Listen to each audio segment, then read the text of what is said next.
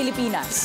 Sa kabila ng naiulat na pagbaba ng bilang ng krimen sa Kamaynilaan, nitong mga nakaraang linggo ay naglabas ng mga bagong impormasyon ng Philippine National Police ukol sa bagong modus ng mga kawatan sa Ang nasabing aksyon ay naglalayong tulungan ang mga mamamayan na maging handa sa iba't ibang mga paraan upang makaiwas sa mapanganib na krimen, partikular na sa pagnanakaw. Pero ano nga ba ang dapat malaman ng mamamayan ukol sa mga bagong modus ng mga kriminal? At ano nga ba ang aksyon ng otoridad upang mapigil ang mga ito? Yan at marami pang iba ating sasagutin ngayong gabi. Ako po si Cathy San Gabriel, kasama si Kirby Cristobal. Samahan ninyo kami sa isang oras ng pagtalakay sa mahalagang isyong ito. Dito lamang sa Mga Bagong Modus, a PTV Special Forum.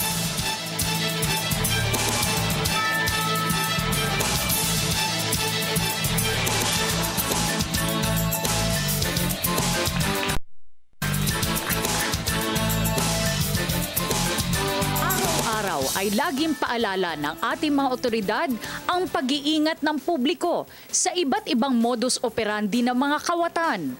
Subalit marami pa rin sa ating mga kababayan ang nabibiktima ng mga ito. Kaya naman maging ang social media ay ginamit na rin ng Philippine National Police upang ipahatid ang iba't ibang impormasyon na makatutulong para makaiwas ang publiko sa mga bagong modus gaya ng best friend gang at tutok kalawit gang.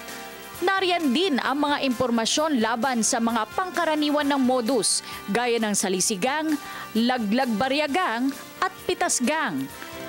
Ayon na rin sa PNP, mahalaga ang ganitong mga paalala para sa na proteksyon ng ating mga kababayan sakaling makaramdam sila ng panganib sa kanilang kapaligiran. Pero sapat na ba ang ganitong mga impormasyon upang mabawasan ang krimen sa ating bansa? At ano-ano ang mga bagong modus na dapat malaman ng publiko? Muli, sama-sama nating himayin ang mahalagang isyong ito dito lamang sa Mga Bagong Modus, a PTV Special Forum.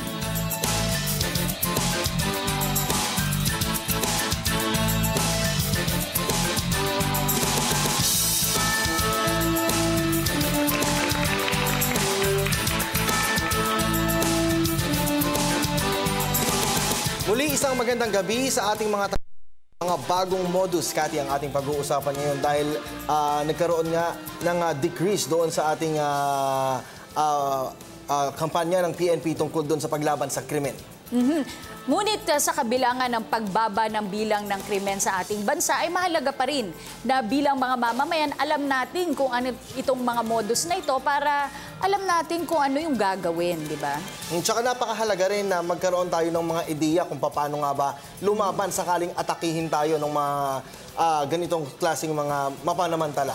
Alam mo, nagbabago na kasi Kirby ang panahon at nagbabago rin ang estilo ng mga kriminal. Dapat lagi pong maging handa at mapagmatyag. With that, umpisa natin, ipakilala natin ang ating mga bisita sa ating studio. Unahin ko na dito sa aking kaliwa si Ginoong Renny Ross, isa pong master kampilan, martial arts expert. Magandang gabi, sir. At kasama rin po natin mula naman sa hanay ng kabataan, si Veronica Manalo.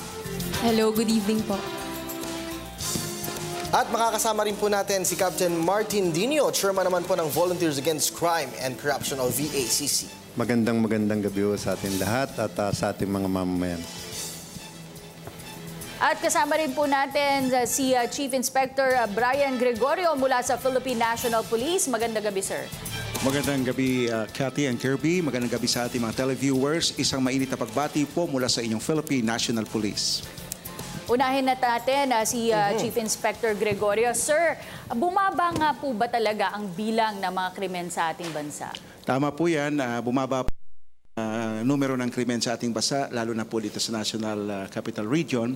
Dulot po ito ng intensified police operations and police visibility na ginagawa po ng Philippine National Police at yung ating Oplan Lambat-Sibat.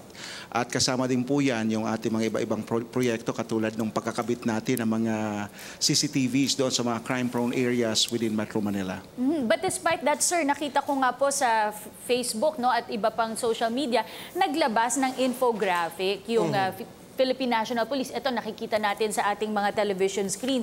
Bakit po biglang nag-intensify yung kampanya naman para ma-inform yung publiko? Mahalaga po na mapaalalahanan din namin kasi ang publiko kasi kung sila ay magiging aware sa mga modus nitong mga kriminal, ay lalo pang mababawasan at mapapababa natin ang crime rate sa Maynilaan at sa buong Pilipinas. Kasi sa aming pagsusuri, karamihan ng nabibiktima ng mga modus ay yung mga ordinaryong mamamayan, mga estudyante, mga sumasakay sa public transport. So it is very important na talaga maging aware sila para hindi na po sila mabiktima. Of course, Kat, kung merong datos na pinanghahawakan ng PNP, I'm sure ang VACC meron din silang ginagawang sariling datos para ma-check nga kung talagang bumaba o tumaas yung bilang. Sir Martin Dino, kamusta po ang outcome ng inyo pong pagsasurvey po sa ating mga kababayan kung mataas po or bumaba yung krimen sa ating pong bansa? Actually, yun dun sa datos ng PNP, kaya nga yung unang pahayag nila talagang naniwala kami.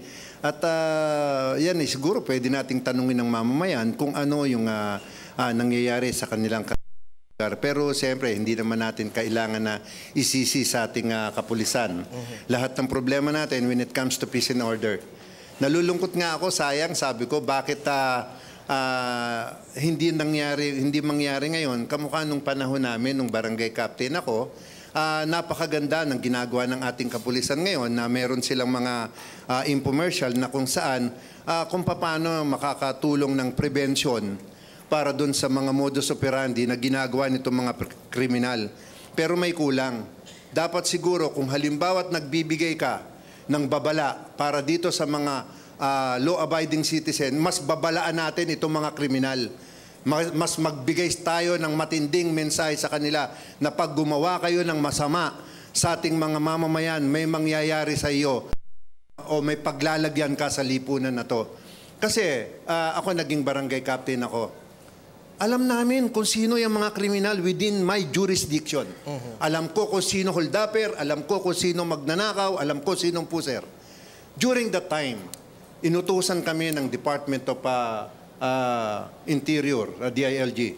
Kayong mga barangay captain ng mga barangay official, inuutusan kayo na lahat ng mga kilala nyong kriminal sa inyong kani-kaniyang barangay ay ibigay ninyo sa inyong station commander. Pag hindi nyo ginawa, paparusahan kayo. During our time, pag hindi namin ginawa, na i-report namin kung sino mga walang hiya sa aming mga barangay, pwede kami masuspinde, pwede kami matanggal. Alam namin yan. Alright. Ang pinaka-chismoso sa barangay ay ang barangay captain. Okay. Kaya if you want real information tungkol sa peace and order, magtanong kayo sa barangay. At kung yan, ang utos namin naman, pagbigay namin sa station commander namin, yung station commander naman, during that time, uutusan, ikaw station commander at kapitan, puntahan nyo yung mga kriminal na nasa listahan. Bakit namin ihintayin na gumawa ng kasalanan yan? Antimano, pag nandun na, puntahan mo, o ikaw, alimbawa, tapatan mo yung bahay, kilala namin na ikaw, ganito gawain mo. Aabangan ka namin dito na pag lumabas ka ng karsada, babantayan ka na namin. Mamaya po, One step ahead tayo. Okay. aalamin natin kung ano pa yung mga paraan para maging one step ahead nga tayo gaya ng sabi ni Captain That's Dino. right. Pero pasagot natin kay Chief Inspector Gregorio yung sinabi na kailangan daw harder stance against criminals at yung cooperation with barangay officials. Precisely, Cathy, we agree with Captain Dino. At yun na nga po ang ginagawa ng inyong PNP sa ngayon. In-intensify po namin ang aming police operation. Pati ang visibility, alam naman natin lahat na yan ang isa sa priority project ng aming Chief PNP, Police Director General Ricardo Marquez. Kung tayo lalabas ng kalsadahan ngayon, siguro naman mapapansin natin, gradually ini-increase namin yung number ng kapulisan na nakadeploy po.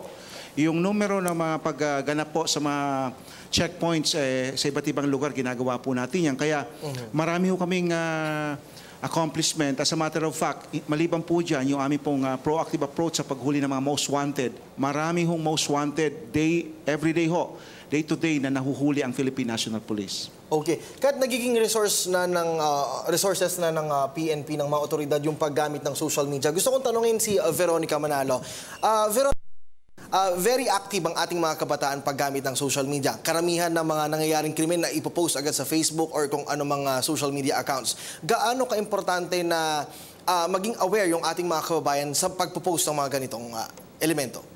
Ayun, ako sa totoo naniniwala ako na yung krimen walang pinipili yan eh. Mayaman, mahirap, may kaya. So lahat pwedeng mabiktima ng krimen. And for me, it's really nice. I commend the PNP for their social media efforts because, for example, I got to learn about the Laglag Barya Gang through Facebook. So it's something that really helps the youth, not just the young people, but also all the citizens of the country to be more aware of their surroundings and also of the different crimes happening around them. Kayo po, Mr. Ross, kayo ay isang martial arts expert. Gaano kahalaga yung kaalaman sa martial arts maprotektahan natin ang sarili, lalong-lalo na ngayon sa mga kababaihan? Tama po yun.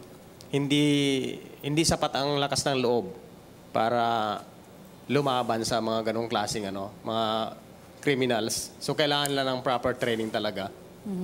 So, proper training, hindi yung basta suntok ka lang ng suntok, sir, no? Hindi po kasi kung may panaksak nga, hindi naman po pwedeng ganon ang gagawin natin. So very important po ba yung pagkakaroon, sir, ng mga, for example, yung mga gadgets na lumalabas ngayon sa mga stores kasi meron mga yung alam po natin, may kuryente. Yung mga taser, o yung ganyan. Oo, ganon. Sir, gaano ka-importante na magkaroon ng isang individual ng mga ganong bagay? Okay naman yun. Okay na mayroong ganoon. Pero mas maganda kung mayroon talaga siyang knowledge paano i-disarm yung ng mga... Kadalasan kasi kutsilyo lang naman ang ginagamit sa sa pang-hold up. Katulad ng mga napanood natin sa Facebook, gumagamit ng kutsilyo talaga. Okay. Pag-usapan natin kasi nakakatawa, amusing yung mga ibang mga title ng mga bagong modus. No? Ang alam natin dati yung mga dugo-dugo-gang, yung mga salisigang. Pero ngayon may mga bago. Ipa-explain natin kay Sir Brian, ano po ba itong best friend gang?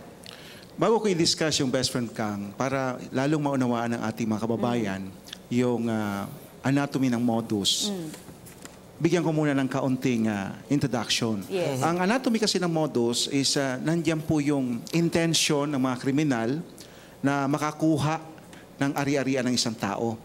At para makuha yun, dalawang paraan. Either aantayin nila na yung atensyon ng isang mamamayan ay mawala doon sa kanyang belongings, one. Or two, proactively sila na mismo ang gagawa ng paraan para mailihis yung atensyon ng isang would-be victim para maganap nila yung kanilang pagnanais na makuha yung belongings ng isang tao. Alright. So, doon sa sinasabi niyong best friend. Okay, Sir Brian, mamaya po, bago niyo po i-explain, isa-isa, no, mamaya i-discuss natin, marami-rami ito, yung iba't ibang mga modus. Magbabalik po muna ang PTV Special Forum.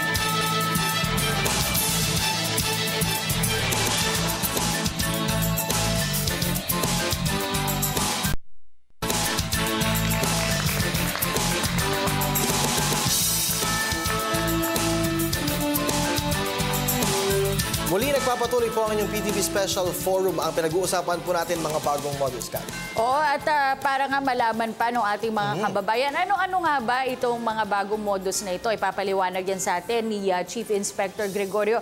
Sir, marami po ito, pero isa-isahin po natin very quickly lang. Best friend gang, ano po ito? Yung best friend na modus po, karaniwang nagaganap po yan sa mga tindahan ng mga gadgets, cellphones, mga mamahaling gadgets. Kapag may isang tao ho na nag-i-inquire para tumingin o bumili ng isang gadget, tatabihan siya nang hindi naman niya kaibigan o kakilala.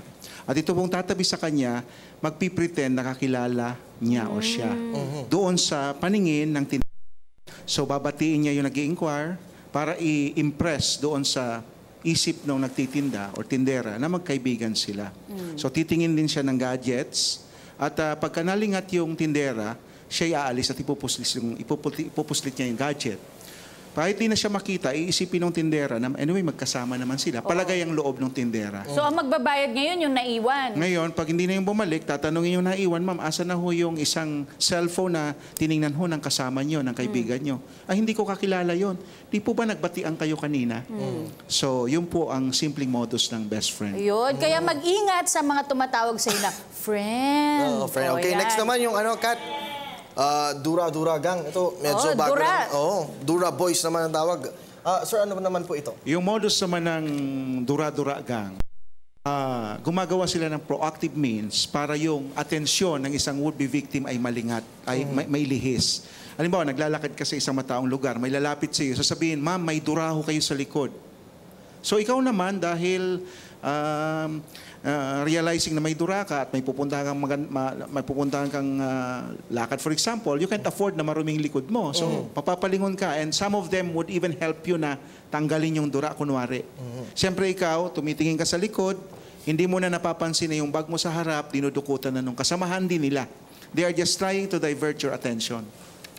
Dura. Bago yun. Ito, laglag baryagang. Ito, maraming variations to sir, Yung no? laglag barya, maraming magkakamag-anak yan. Let's go to the basic. Nasa isang food gallery ka, for example, sa isang mall, habang kumakain sa mesa ang iyong cellphone, laptop man o bag.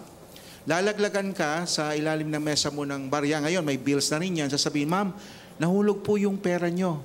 Ikaw naman, pagtingin mo sa ibaba, makikita mo nga may bills, may coins. Ikaw lang naman nakaupo and you would presume na sa'yo yun.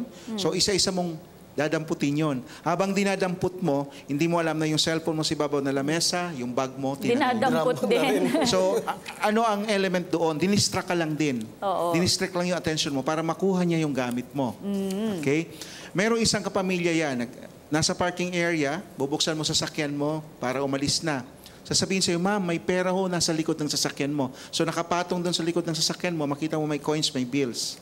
So habang dinadampot mo isa-isa, iniwan mo yung susi, yung bag mo, yung cellphone ng sasakyan, pwedeng kunin yung bag mo. To the worst nga, pwedeng i-drive yung sasakyan mo na iwanan ka. Ayan. Dahil bumaba ka. Binigyan ka naman ng panjeep. Yes. At least may So pamasahe. yun po yun. Okay. So Ito. makikita mo doon, there is commonality. They're using the coins, the bills to distract you. Para yung attention mo malihis. So yun po ang nature ng ganung modus. Ito, Kat, very common na yung next natin, yung salisigang. Marami nang nabibiktima nito, sir. Paki-explain na rin po. Actually, yung laglag barya is also a form of salisi. Ang ginamit niya lang na pang-distract is the coin. Yung dura-dura is also a form of salisi. Pero yung salisi, two things. Merong salisi na passive. Ibig sabihin, without distracting your attention, talaga namang di ka nakatingin sa gamit mo. Mapapansin nyo sa internet, sa YouTube, maraming naka-upload nito na habang Oo, nagkikwentuhan, yung sa restaurant. kumakain, lalapit yung mama, sinisipa na unti-unti yung bag, passive yun. Even without distracting you, talagang hindi mo napapansin yung gamit mo. Yung isang proactive approach na ginagawa nila, gagawa sila ng eksena. And this is common sa mga public transport, sa bus, kahit sa public place.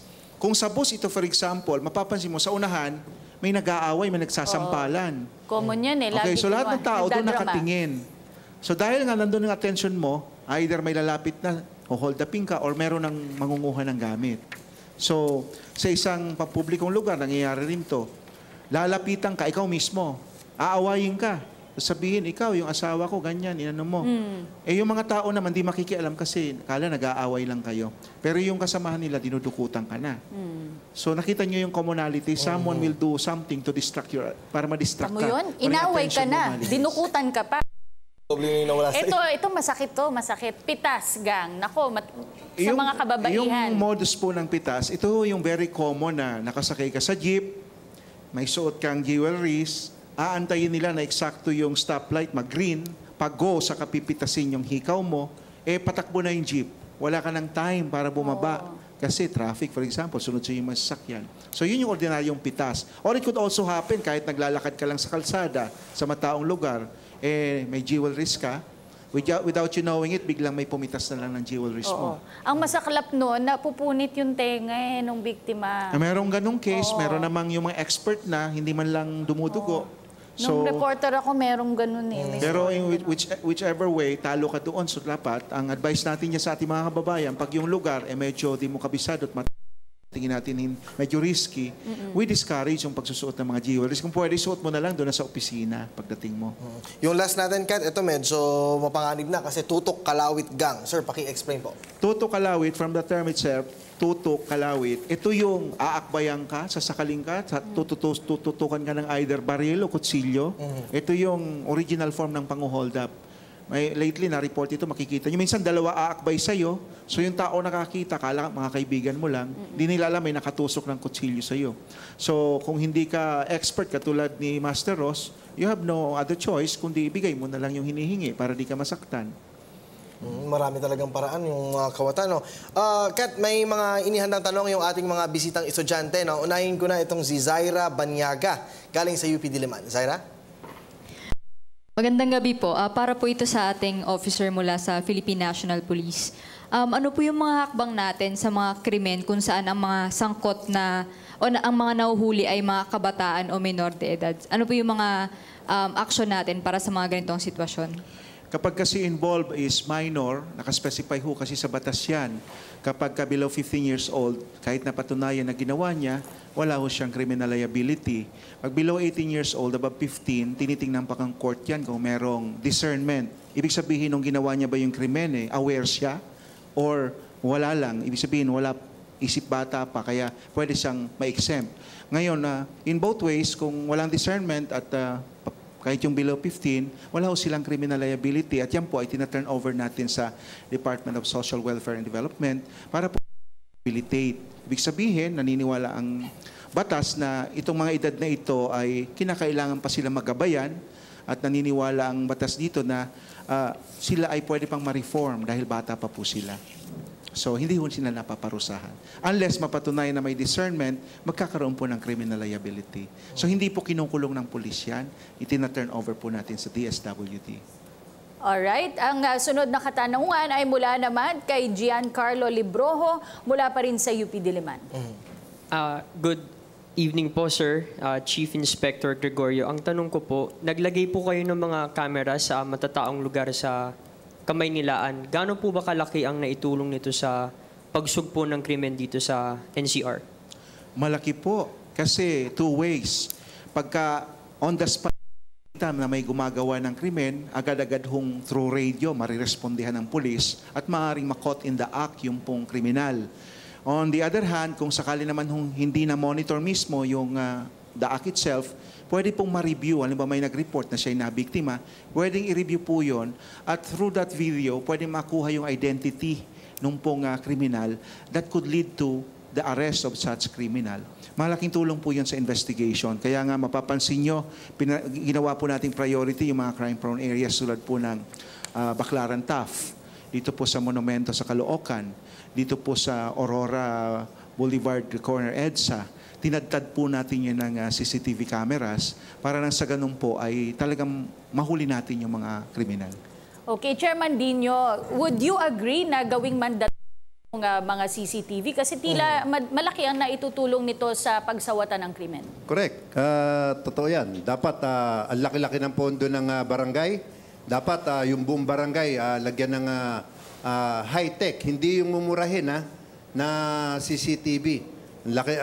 Ang nangyayari kasi dyan, low quality ang mga pinaglalagay dyan. Kaya kailangan bantayan na rin ng mamamayan na yung pondo na ilalagay natin o ipambili ng CCTV, yun talaga makikita, pati yung plate number ng mga gagawa ng kasamaan. At saka kanina, dagdagan ko lang, naging barangay captain ako, inabot ko itong batas na to yung 15 years old and below. Alam mo ba na hindi ko pwedeng saktan yan? Ako makukulong pagka halimbawa yung 15 years old, gumawa ng kasalanan. Harapan, kaya kang murahin, kaya kang bastusin yan. Pero kaya during that time, sinabi namin kay Kiko Pangilinan na sana baguhin yung batas, pero hindi daw tuluyan. Pero hindi kami papayag na ang 15 years old paglalaroan ng barangay. Kaya during that time, kumuha din ako ng mga volunteer tanod na 15 anyos pababa. Kaya ang ginawa ko noon, at saka ang kinuha ko kasing lalaki ko na 15 years old. At siyempre, kami naman, para sa paglilinis lang ng kanal yon at para Pero pagka gumawa sila ng kasalanan at inaway nila yung mga 15 years old, lalabanan sila niyan. At pagdating namin sa presinto, kung magkabukol-bukol ang mga mukha nila, 15 anyos din yung mga tanod ko at hindi nila pwedeng ikulong. At yan, gumawa lang ng mabuti at ipinagtanggol lang ang kanilang sarili. Kaya kung nag-iisip sila ng kasamaan, pwede din tayong mag-isip ng bagay na gagamit natin sa kabutihan. Okay, pag-iisip ka ng paraan. Gusto kong tanungin si martial arts expert, Sir Ross. Sir, ano po yung mga klaseng techniques ang dapat gamitin natin just in case may mga ganitong nararanasan po yung ating mga kababayan? Mike po, sir. Yung proper na paraan, paano tanggalin yung weapons sa kamay ng kalaban. At kung paano siya i-control. So, kailan dapat kaya niyang ipin hanggat maaari yung kalaban para hindi na makagawa ng pananakit sa kanya. Paano, sir, kung lalaban din yung sakali yung kaya kailangan may mga training talaga na para maiwasan yung para maiwasan yung struggle. Kasi kung maliit nga yung victim, wala ka pang alam sa tamang pamamaraan, talagang talo ka. Sir, pero paano po kung armado, kagaya nga ng sabi ni Kirby, may laban po ba kung Yes, marunong mag-martial arts? Yes po, oo. Sa ngayon, sa gym nga namin, magmula nung lagi na namin napanood sa Facebook, yung mga tutok kalawit sa LRT, yung mga galing ng mga call center na trabaho, pagbaba nila sa office nila, kinakalawit sila. Nagkaroon na kami ng program tungkol dyan, lalo na sa mga babae. Kabaihan. Ayun. Si Veronica naman gusto kong malaman. Kasi di ba nga sinasabi, bumaba yung crime rate. Do you feel this? Bilang isang ordinaryong mamamayan? Well, actually, sa totoo lang, minsan feeling namin in danger pa rin kami. Although, not all the time. For sure, naniniwala naman ako sinabi ni Sir from PNP na bumaba talaga yung crime rate. Although yun nga, hindi maalis in the minds of lalo yung mga nagko-commute or ng mga kababaihan din na we're always at risk. There's always a danger that a criminal may do something bad to us. So, parang lagi lang dapat safe-minded. Parang sabi nga ni Master Ross, we should always be prepared. Okay. Ako naman, Sir Gregorio, yung usual po na yung paggamit ng CCTV, malaking tulong po ay isa pa pong gusto kong itanong, meron po ba tayong dialed contact numbers po just in case, tulad po ng sa ibang bansa, meron po silang 911 which is ganun kabilis din po rumisponde sakaling may mga krimen or kung ano man pong disgrasya sa kalsada or kung ano man po. Sa atin po ba, meron din po ba tayong mga hotlines? Meron po. Existing pa rin po yung line ng hindi lang actually PNP, the whole DILG ito, yung 117. In case of emergency, need for police assistance, kung meron mang sunog o anumang emergency, 117 po yung ating hotline. Pero meron din hotline ng PNP sa mga complaints. Meron dyan po yung 0917-847-5757, tsaka yung i-text mo dun sa 2920. At nandyan pa rin po yung aming mga social media accounts po. Yung aming Facebook, yung aming website, yung Twitter account, na yung mga netizens pwede po magpadala ng kanilang complaint. Opo, pero sir, gaano kabilis rumiresponde po yung atin pong mga polis sakali pong may mag-text or may tumawag, gaano po yung time span po? Depende po sa lugar at depende po sa traffic situation, pero yung talagang ideal na gusto sana namin, within 7 minutes, makaresponde kami. Pero of course, hindi depende sa situation. Pero dahil din sa paggamit namin ng komunikasyon tsaka ng aming mga motorized patrollers, ay posibleng ma-attain yun kasi pag once nakarating ang distress call at naipasa namin, na-radio namin sa mga motorized patrollers, may mga cases ho kami na mismong holdapan sa bus na naaresto ho namin yung suspect. So depende ho kung gaano kabilis makarating ang tawag po mula po doon sa ating victim. Okay. You would like to add something, Chairman? Alam mo, nagpapasalamat ako na nagkaroon kami ng during the time ng sa Senate hearing yung modernization. Kasi yung 117 talagang nawala na dati yan. Dati pwede kang tumawag dyan, tapos during the time pati barangay captain tinatawagan ng operator dyan. Pero dahil maraming tawag na mga prank calls, talagang nawala na, tumina. Pero during the time na mayroong hearing, ibinalik yan na kinuha uli ng DILG. Pero nga sinasabi ko nga doon, bakit ang mga fast food chain, meron silang technology na pag tinawagan mo tong numero na to, kahit saan sa Metro Manila, dadating ang pizza pie mo, mainit pa. Ang ibig kong sabihin, sabi ko nga noon during the time, bakit hindi natin itabi ang mga presinto dito sa mga fast food chain? Para pagkano, pwede hong makiusap, sa pakisabi nyo sa presinto na hold up kami. Kasi, meron ng technology ang ating bansa na dito, kailangan lang talaga tulungan natin ng PNP, mabigyan ng pondo sila para dito sa kahit saan. Pag dial mo sa number na to, nandyan ang responde. Merong pera ang barangay na para tumulong sa ating kapulisan. May mga radyo kami, may mga sasakyan kami. At pag tumawag ang ating kapulisan, anytime, lalo na kung bibigyan niya ng pulis, kada barangay dito sa Metro Manila, mabilis ang responde. At lahat ng kakulangan ng ating kapulisan, pagdating sa gasolina, pagdating sa equipment, pwedeng sagutin yan ng ating barangay. At yung isang pulis, pwedeng tapatan ng 10 barangay tanod. Isipin nyo ngayon kung gaano karami ang force multiplier. Saan pa magtatago yung mga kriminal na yan? Alam namin sa barangay kung nasan sila. At saka kamukha niyan, kung napapanood natin sa CCTV, yung mga mukha na yan, bakit nung time namin, nakakagawa kami ng inaabangan namin yung mga magnanakaw ng hubcap, nagtsatsaga kami, umulan, umaraw, mahuli. Bakit na-identify na natin yung mga yan? Bakit hindi natin ibalik yung vigilante ng ating kapulisan at ang ating yung vigilant, hindi yung vigilante na pumapatay. Ibig sabihin ko na alam natin yung crime-prone area, identify natin kung sino to, abangan na natin sila. Ibig sabihin, sila ang matatakot lumabas ng bahay dahil inaabangan sila ng barangay at pulis. Okay. Yun ang paaramdam natin dito sa mga kriminal. Okay. Sir Brian, ano po ba sa ngayon ang police to citizen ratio? Na-attain na po ba natin yung 1:500 na ideal? Hindi pa rin po at pilit po nating gustong ma-attain yung 1:500. Kaya nga po may effort ng ating gobyerno. Tayo po ay nagre-recruit ng kapulisan. Almost ang target natin, 10,000 policemen a year. At tuloy-tuloy po. Kaya nga po ngayon, ang total pong bilang namin is already 160,000 active police officers. So, unti-unti po, gradually tumataas yung numero. Kung hindi po ako nagkakamali, nasa 1:700 na tayo. It varies from one place to another. Pero doon po tayo patungo sa ideal ratio ng 1:500. Okay, kahit nabanggit mo na yung ratio, sir, pakisagot na lang din po, sir. Sir, gaano po ka-importante yung citizen's arrest? Kasi napapansin ko po, especially sa mga Facebook account, nakita nila, for example, may ginagawang krimen na yung isang tao, pero ang ginagawa karamihan ng mga tao, pinapanood lang or hindi sila maka-join. Binivideo lang, in-upload hindi sila lang. maka-join, sir. Ano po ang kahalagahan ng citizen's arrest? Mahalaga po ang citizen's arrest kasi hindi po lahat ng lugar dito sa ating bansa ay merong police o law enforcer na nakatayo. Siyempre, ang priority namin yung thickly areas, doon sa wala masyado tao, visibility patrol lang.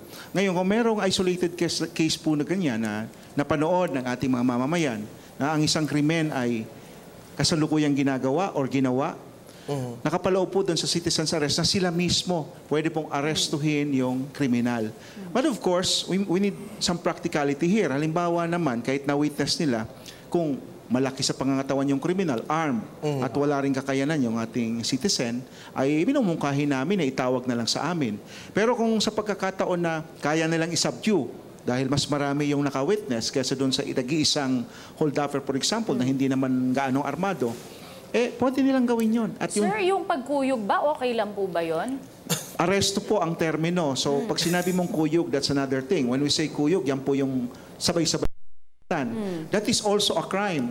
Pag yung isang gumawa ng krimen, kinuyog mo, sinaktan mo na hindi naman nararapat, ikaw mismo na nakit can also be criminally liable. Ayun. Dapat po malinaw sa ating mga kababayan yun. Kasi meron tayong ibang mga nakikita, ganyan ang ginagawa. Ganun talaga. Opo. Sir Dino, may idadagdag po kayo? Pero kamukha sa amin, pagka nag-citizen's arrest yung community ko, hindi namin kasalanan kung nadapa, nauntog, no? Kasalanan niya yun kasi hindi siya nagbabalance, hindi siya marunong bumalance. Kaya pagdating naman sa ospital, tatanungin naman siya kung ikaw ba'y nasaktan, nabugbog, tapos sino witness mo na binugbog ka? Malas mo kung wala kang witness na makukuha. Kaya ito, warning na rin dito sa mga kriminal. Kumuha ka ng kasama mo pagka yung mga hold up ka dahil malamang wala kang makuwang testigo, mag-hold ka man.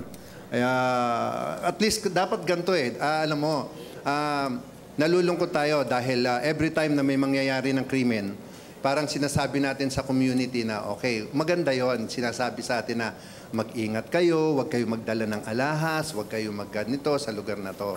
Pero sana naman, kaakibat nun, sabihan din natin itong mga kriminal, mag-ingat kayo din. Dahil paglabas nyo ng bahay, nakaabang na ang mga polis, nakaabang ang barangay, na baka mamaya paglabas ninyo, mahuli kayo, magkauntog-untog kayo, huwag na kayo lumabas ng bahay at tigilin nyo lang. Kailangan magkaroon tayo ng strong stand against this criminal. Ngayon na. At saka kailangan kumilos ang community against them. Iilan lang yan. Sabi ko nga sa inyo, simpleng pito, kaya nating pahintuin itong mga criminal na to eh. Halimbawa, may sa palengke kasi, during that time, pagka yung, kasi siyempre bawal sila doon. Ano tayo, kasunduan?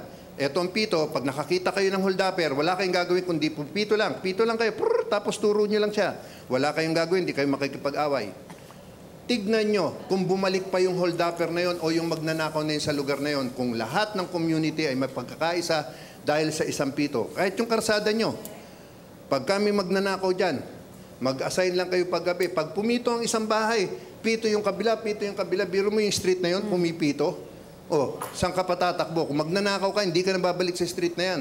Dahil aware ang mga tao, buhay na buhay ang mga tao sa crime prevention.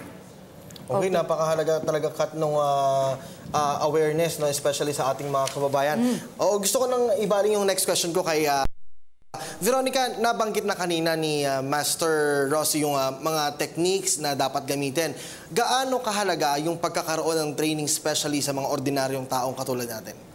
I feel that having training is actually very important because when it comes to crime prevention, based sa discussion today, I saw two very important points. Number one, it's a community effort with the police and also the people in the community. And number two, it's about equipping yourself with the necessary skills and knowledge para pag dumating man yung oras na ikaw yung mabiktima ng isang kriminal, ay kaya mo pagtanggol yung sarili mo. That's why, actually now, I'm talking with Master Ross at naisip ko rin na to also engage in a self-defense workshop, lalo na sa mga kababaihan din na minsan kung lalaki yung kriminal, di ba, mas malakas yung strength niya. So we should also be able to ourselves. Okay, marami pa tayong mga pag-uusapan sa pagbabalik ng mga bagong modus, PTV Special Forum.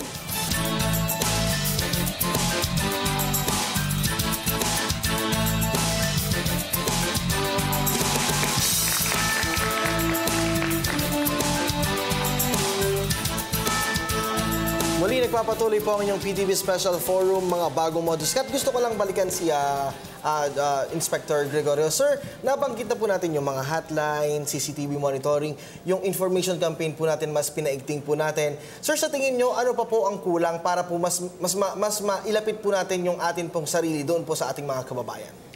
Ang isa siguro na gusto namin encourage, ayunan ko si Captain D, participation ng community.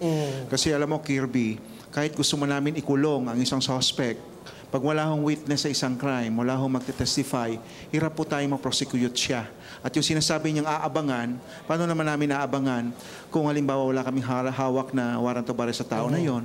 Pero kung yung ating mga kababayan are proactive, nagpa-participate doon sa portion ng prosecution, they act as witnesses, they file cases talaga, ay malaking tulong po yon. Kasi ang isang kriminal na maipakulong natin, isipin mo na lang, ilan pa ang pwedeng maging biktima niya kung siya'y makalalaya at gagala. Dahil lamang sa una, hindi nag-prosper yung kaso dahil walang complainant or walang witness. So mahalaga po ang role ng community. Pangalawa, mayroong mga krimen na nagaganap na walang pagkakataon yung biktima na siya ang tatawag. Of course, under threat. Pero may mga witnesses na sila ang dapat tumawag sa amin para kami makaresponde. Unfortunately, yung iba nating kababayan ayaw makialam, natatakot, hindi nagpa-participate. But if we will be united against criminality, tama yung sabi ni Captain Dino, hindi magtatagumpay yung mga criminal sa ating society. Captain Dino, yun yung nature ng inyong samahan, ano? Volunteers Against Crime and Corruption. How do you encourage citizen participation? Yung Volunteer Against Crime and Corruption kasi, naganap na yung krimen eh. Kaya ako naman, yung advocacy ko naman bilang barangay captain, yung prevention. So, ang BACC po, tutulong kami, lalo-lalo na, para yung speedy solution ng kaso. Nakabantay kami sa korte. Pero yun naman experience ko sa pagiging barangay captain. Ako, nakikiusap ako na na ang ating DILG Secretary na talagang kumbaga utusan niya ang barangay sa buong Pilipinas na maging active participant kami dito sa crime prevention. Dahil alam nyo, there are 42,000 barangay sa buong Pilipinas. Pagka meron kang 42,000 na kapitan, tapos 42,000 na secretary, 42,000 times 7 na kagawad, 42,000 times 20 na tanod. Pagka tinotal nyo yan, 5 milyon, mahigit 5 milyon na structured, naka-istruktura, bayad, paid. Kasi 42 billion ang pondo ng barangay taon-taon. Tapos meron kang organization na katulong ng ating kapulisan. Kasi sa totoo lang, bilib ako, saludo ko sa ating bagong PNP chief. Yung kanyang mga program, visibility, balikang foot patrol, bilib ako sa kanya. Pero, kailangan ng participation ng community. Kasi hindi pwedeng utusan ng ating kapulisan ang mga barangay. Kasi ang boss namin, ang DILG. Pero pag inutusan kami ng DILG Secretary na kayo, i-report nyo sa inyong mga pulis, tapos samahan nyo sila pagpunta dun sa mga kriminal sa inyong kanya-kanyang barangay. Iilan lang yan po, sir. Wala. Baka 20 lang yan sa isang barangay, pero kita nyo, namamayagpag dahil walang koordinasyon. And I hope yung barangay at pulis laban sa krimen, maibalik natin. Yung mamamayan kontra droga, maibalik natin. Yung estudyante at eskwelahan kontra droga, maibalik natin. Para at least masugpo natin itong salot na droga ngayon. Kayang-kaya natin to, maniwala kayo. Okay. Gusto ko Ginoong Ross, no? Okay. Kasi nga, gaya ng sabi ni Veronica, parang vulnerable yung mga kababaihan. Bilang isang martial arts expert, bibigyan kita ng isang senaryo and sa tingin mo, ano yung nararapat gawin? Ito lagi itong problema. Merong patalim yung isang hold-upper at hinihingi yung cellphone kasi karamihan nabibiktima sila dahil ayaw nilang ibigay. Dapat po bang ibigay o ano po ba dapat gawin sa inyong opinion? Pag wala siyang knowledge sa Pag wala pong? Pag walang knowledge sa self-defense o sa martial arts, mas makakabuti siguro kung ibigay niya. Kasi sasaksakin siya, hindi niya ibigay yun. So wag na lang makipag-agawan. Lagi niyo po sinasabi yung mga techniques, no, kailangan merong knowledge talaga sa martial arts. Bakit po mahalaga yun vis-a-vis yung marunong ka lang sumipa o sumuntok? Ang sipat-suntok sa ring, sa loob ng ring. Pero pag sa kalsada, hindi makikipagsuntukan yung mga kriminal sa'yo. Kaya may dala silang patalim. So, yung pagtanggal pa lang ng patalim sa kamay ng tao, dapat alam natin paano siya tanggalin. Na hindi nagtatagal. Dapat split seconds lang dapat kaya mong tanggalin yon. Hindi dahil sa lakas, kundi dahil sa tamang pamamaraan. So yan po ba yung mga ganun techniques? Tinuturo ninyo yan sa inyong klase? Opo. Lalo na nung palagi namin napanood sa Facebook yung mga babae victims nagkaroon na kami ng hiwalay na kasi kilala talaga ako bilang MMA professional MMA coach. May mga champion ako sa local promotion dito sa atin. Sila, mga champion sa MMA. Pero hindi mo pwedeng gamitin 'yon sa Hindi mo pwedeng gamitin 'yon kung may kutsilyo yung attacker tapos babae yung babae yung biktima. Mahirap mong gamitin 'yon. Sports 'yon. Hindi 'yon akma na gamitin para sa kalsada. Para po dun sa mga interesado, magkano naman po ba yung training sa mga ganyan? Mahal ba, sir? Mas mahal magpagamot.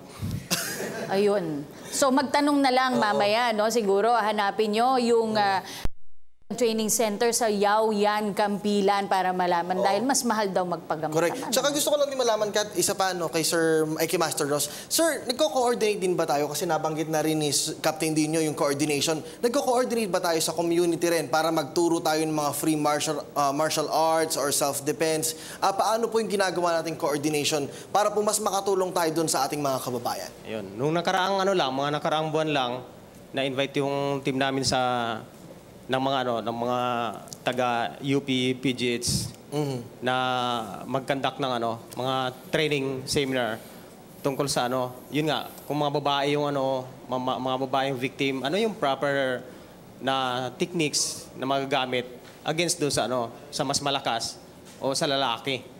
So meron talaga. Tapos ngayon meron kaming ginagawa ngayon sa Manila na hopefully lahat ng mga barangay doon mabigyan ng talaga tamang training. Alright. Oo. Para sila na rin ang mag-train sa mga mga kalugar nila, kabarangay. Okay, at wala na po tayong oras, kaya umpisahon na po natin hingan ang kanilang mga huling mensahe, ang ating mga panauhin. Very quickly, balik tayo kay Master Renny Ross. Mensahe po sa ating mga manonood. Lalo na sa mga babae talaga, ingat at saka kung may pagkakataon na makapag-training ng martial arts, mas mabuti talaga. Alright, maraming salamat po, sir. Si Veronica Manalo naman, isang youth representative. Order and safety, they're very in our society. Kaya nga sabi nila, di ba, in the Philippine Constitution, sa Article 2, the maintenance of public order and security are of chief importance to the state. Kaya dapat, as citizens of the Philippines, we should do our part, tulad nga ng nasabi kanina, to participate in community efforts with the PNP and also with the state, and at the same time, to also equip ourselves with the knowledge needed. Oh, parang lawyer na kung magsalita si Veronica, no? Huling mensahe po mula kay Captain Martin Dino, ang chairman ng Volunteers Against Crime and Corruption of VACC. Ang peace and order ho ay hindi lamang problema ng ating kapulisan. Ang peace and order ay problema ng ating bansa at ng buong mamamayan ng Pilipinas. Bawat isa sa atin ay merong sariling partisipasyon. Lahat tayo ay stakeholder. Hindi tayo pwedeng nakatanaw, nanunood. Kailangan makialam. Iilan lang tong mga kriminal na to at kayang-kaya natin silang pagtulong-tulungan. Kaya sa inyo ho, kailangan makiisa tayo, tumulong tayo dahil iisa lang ang bansang Pilipinas at iisa lang ang ating layunin na magkaroon ng isang tahimik, maunlad na lipunan. Alright, maraming salamat po. At panghuli po, si Police Chief Inspector Brian Gregorio, Chief for Operations ng Philippine National Police. Sa ating pong mga kababayan, tuloy-tuloy po ang improvement sa serbisyo po ng inyong Philippine National Police. Tuloy-tuloy pong bumababa ang crime rate, pero patuloy pa rin po ang intensified police operation na aming ibinibigay para sa inyo. Hinihiling po namin ang inyong partisipasyon para lalo pong mapaigting ang ginagawa nating paglaban sa kriminalidad. Kung kayo po ay tutulong sa inyong kapulisan, masigit po na malaki po ang progress po in our fight against criminality. Salamat po.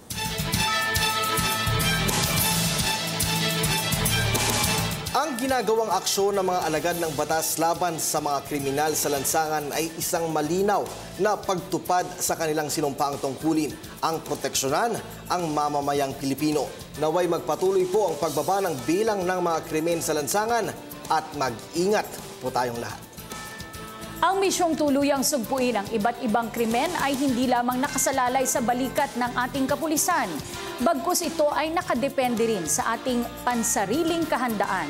Huwag po nating kalimutan na sa ating kooperasyon at pagtutulungan, masusugpo rin natin ang mga krimen sa bansa. Ako po si Cathy San Gabriel, kasama si Kirby Cristobal. Naway nakatulong ang oras ninyong pagtutok sa amin dito lamang sa Mga Bagong Modus, a PTV Special Forum.